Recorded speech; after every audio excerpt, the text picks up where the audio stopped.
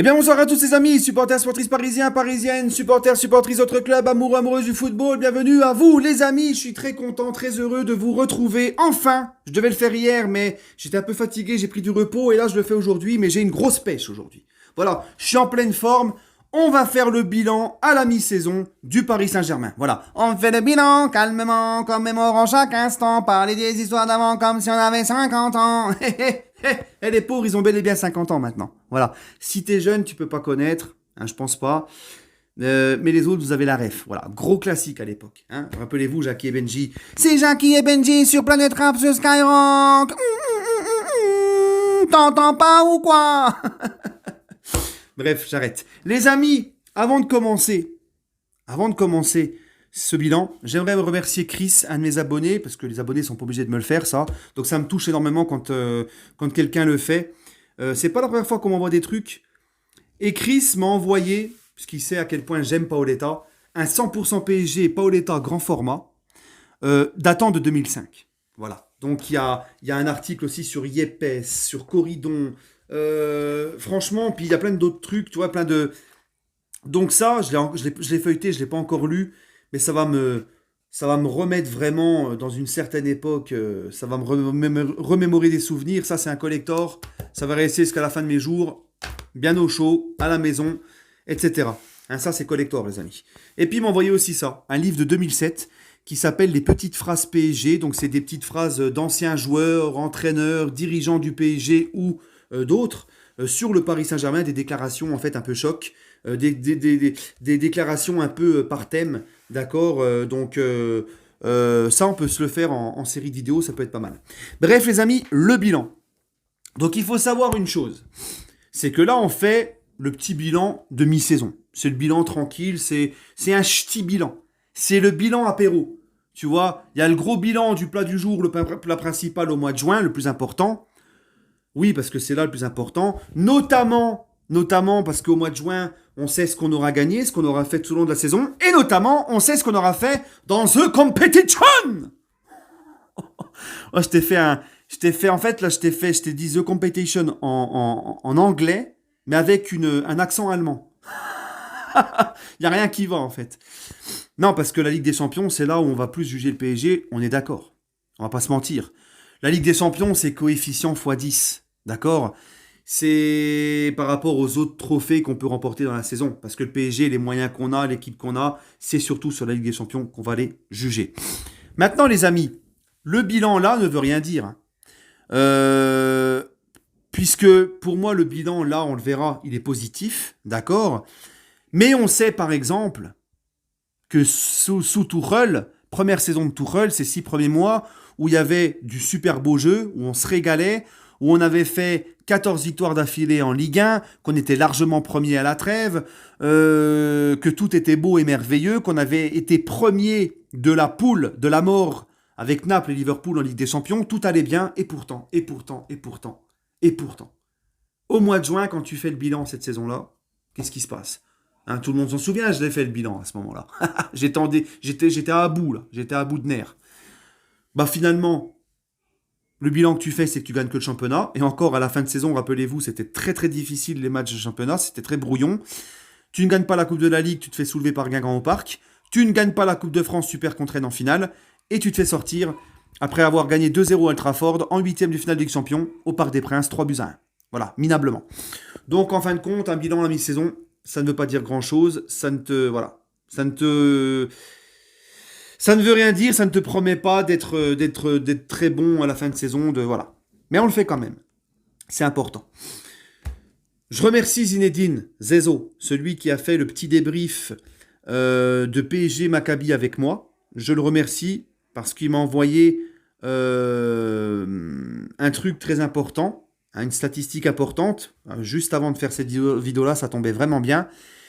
C'est une statistique qui montre en fait, après 22 matchs, la première saison de tous les entraîneurs de QSI, sous QSI, du PSG, sous QSI, après 22 matchs, d'accord? Donc ça comprend Carlo Ancelotti, Blanc, Emery, Tuchel, Pochettino, Galtier. Eh bien, les amis, puisque là on a fait 22 matchs, on est bien d'accord, 15 matchs de championnat, 6 matchs de Ligue des Champions, 15 plus 6, ça fait toujours 21, plus le trophée des champions, ça fait 22. Donc, ce tableau montre, après 22 matchs, la première saison de ces coachs-là. Galtier et Laurent Blanc sont les deux seuls coachs du Paris Saint-Germain qui, après 22 matchs, toutes compétitions confondues, sont invaincus avec le Paris Saint-Germain. Ancelotti, on ne l'a pas fait. Emery, on ne l'a pas fait. Tuchel, on ne l'a pas fait. Le Poche, on ne l'a pas fait. Voilà. Donc c'est quand même pas quelque chose à mettre de côté et à minimiser. D'accord ? D'ailleurs, Galtier, dans cette statistique-là, il montre aussi les nombres de buts marqués. Galtier, depuis le début, là, c'est 63 buts marqués depuis le début de la saison. Sous Laurent Blanc, c'était 41 buts. Pourtant, Laurent Blanc, ça jouait, hein, tu te rappelles ? Donc voilà. Donc ensuite, il y a une autre statistique, c'est celle du nombre au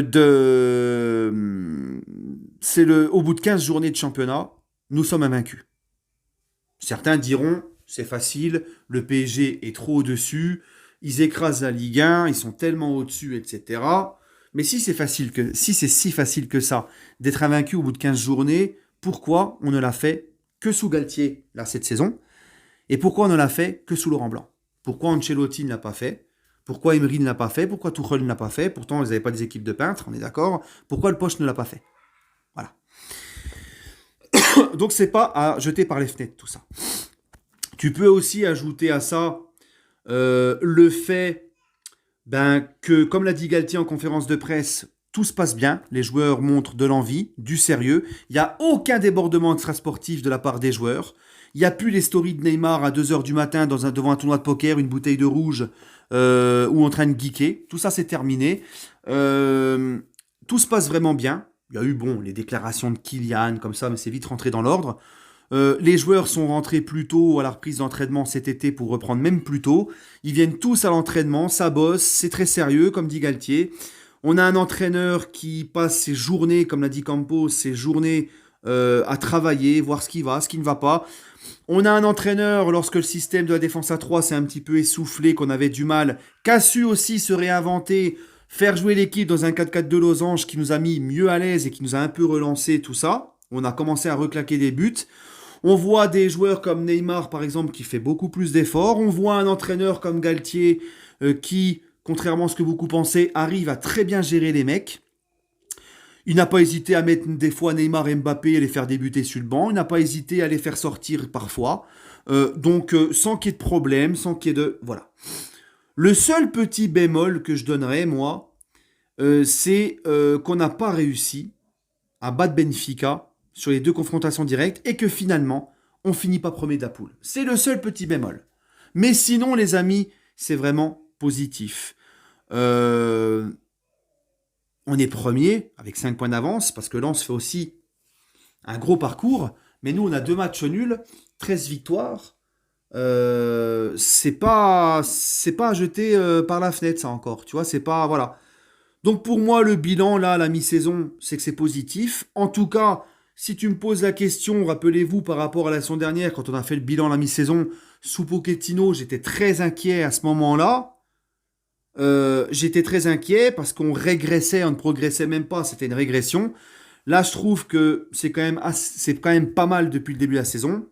Ça s'est essoufflé, mais le coach a retrouvé comment bien faire jouer cette équipe, mettre dans les meilleures dispositions tes meilleurs joueurs, etc. On voit un Messi et un Neymar qui sont beaucoup plus inspirés, sérieux, impliqués et décisifs que la saison dernière. Donc ça aussi, ce n'est pas à jeter. Donc voilà, pour moi, vraiment, le bilan, il est vraiment très bien. Il n'est pas parfait à cause de cette 2e place en Ligue des Champions, comme je vous l'ai dit, où on devait battre Benfica parce qu'on n'a pas fait assez, notamment en match retour, pour battre Benfica. Ça, c'est un gros bémol. Mais sinon, franchement, ça serait très mauvaise langue de dire que c'est inquiétant et que nous sommes très moyens dans ce bilan et que c'est mitigé et tout. Non, franchement, que c'est mauvais. Franchement, c'est pas parfait. Encore une fois, à cause de cette poule de Ligue des Champions, on finit pas premier. Mais sinon, pour moi, c'est quand même très bien, très bon, où c'est très sérieux. Maintenant, les amis, comme je vous l'ai dit, ça ne veut pas dire que ça va continuer comme ça tout le long de la saison. On fera le vrai bilan au mois de juin. Mais là, pour le moment, je suis très content. agréablement surpris aussi par Totoff, par Galtier, comme je vous l'ai dit, dans la gestion des égos, la gestion des hommes, euh, dans ses conférences de presse, ses interviews, sa communication, tout, vraiment très content. Voilà. Bref, les amis, c'était mon petit bilan d'avant-saison, demi-saison, pardon. Ça va pas moi. Ça y est, là, je commence à. Allez, les amis, prenez soin de vous. Et puis, encore une fois, gros merci à Chris. Merci à vous, les amis, du fond du cœur, d'être toujours là, tous les jours, d'être de plus en plus nombreux. Et toujours et encore, allez Paris.